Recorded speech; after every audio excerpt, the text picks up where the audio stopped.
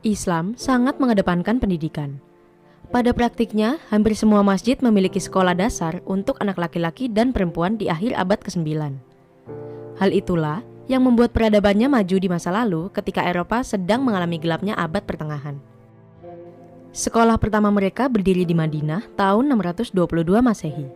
Saat itu, umat muslim di abad pertengahan adalah orang-orang yang haus akan ilmu dan selalu ingin mempelajari sesuatu. Cara pembelajarannya berbeda dengan masa modern. Para guru yang disebut ahlal almun, yang berarti ahli ilmu, berpindah dari satu tempat ke tempat lain untuk menyebarkan ilmu ke umat Islam yang ada di berbagai kota. Biasanya, para guru ini dipanggil oleh penduduk kota yang kaya untuk mengajar anak mereka di rumah. Sementara, anak-anak baru mulai bersekolah pada usia 6 tahun seperti yang dipraktikkan hari ini. Keahlian awal yang diajarkan adalah ilmu agama seperti menulis ayat-ayat Al-Quran dan 99 nama Allah atau Asmaul Husna. Di sekolahan Islam selalu ada lorong yang mengarah ke halaman. Lorong-lorong itu digunakan untuk aktivitas pelajaran di luar kelas, menuju ruang salat dan wudhu, dan asrama bagi para murid. Ibnu Haukal, seorang ahli geografi dan pengelana pada abad ke-10 akhir melaporkan, ada 300 masjid di kota Palermo, Sisilia. Masjid-masjid itu mengajarkan berbagai mata pelajaran kepada anak didiknya. Di Baghdad, tahun 1066, madrasah atau sekolah yang terpisah dari masjid berdiri untuk pertama kalinya. Suasana pembelajaran di dalam kelas sangat serius, seperti tidak boleh bicara, tertawa, atau bercanda. Ada 4 jenis sekolah muslim, yaitu sekolah dasar, sekolah tinggi, sekolah agama, dan sekolah kedokteran. Kebanyakan sekolah memiliki perpustakaan dengan ragam buku yang membahas topik yang tinggi seperti ilmu kimia, fisika, dan astronomi. Semuanya bertuliskan dengan bahasa Arab. Jika pendidikan hari ini mengenal sistem pembayaran sekolah dan biaya setiap semester, hal itu tidak berlaku pada peradaban muslim. Semua murid yang belajar di sekolah diberi buku, uang saku, dan dapat tinggal di asrama secara gratis. Lantas, dari mana uang yang masuk untuk sekolah?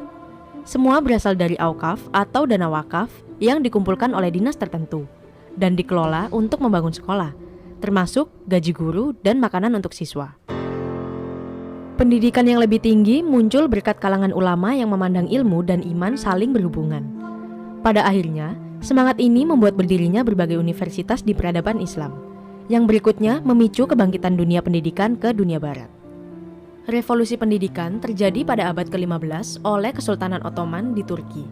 Mereka mendirikan pusat pembelajaran atau komplek yang memiliki masjid, sekolah, rumah sakit, dan tempat makan. Istilah pusat pendidikan ini disebut kuliah. Universitas yang dibangun peradaban Islam tersebar di penjuru peradaban mereka. Tercatat, universitas besar peradaban Islam yang paling selatan terletak di Timbuktu, Mali, Barat Afrika.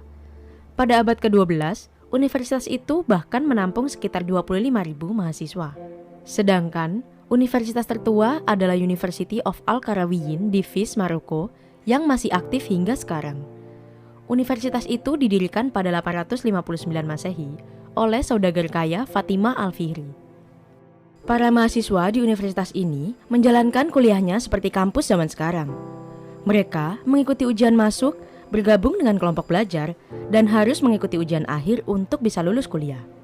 Kampusnya pun dilengkapi dengan teknologi tinggi pada masanya untuk bidang astronomi, jam matahari, jam pasir, dan jam air. Semua itu bisa digunakan mahasiswa untuk menghitung waktu di laboratorium ruang waktu, yang diawasi oleh al-muwaqit atau pengawas waktu. Universitas tertua berikutnya yang masih aktif adalah Al-Azhar University di Kairo, Mesir, yang berdiri sejak 970 Masehi. Universitas ini disambangi oleh mahasiswa muslim dari seluruh dunia hingga hari ini, termasuk dari Indonesia yang melahirkan beberapa tokoh intelektual muslim seperti Mustafa Bisri atau biasa disapa Gus Mus. Tidak hanya diisi oleh kalangan muslim saja, pada masa kejayaan peradaban Islam, siswa-siswa dari Eropa berkelana dari kota-kota muslim untuk kuliah, belajar bahasa Arab, dan turut serta menyebarkan ilmu, gagasan, dan gaya khas Islam.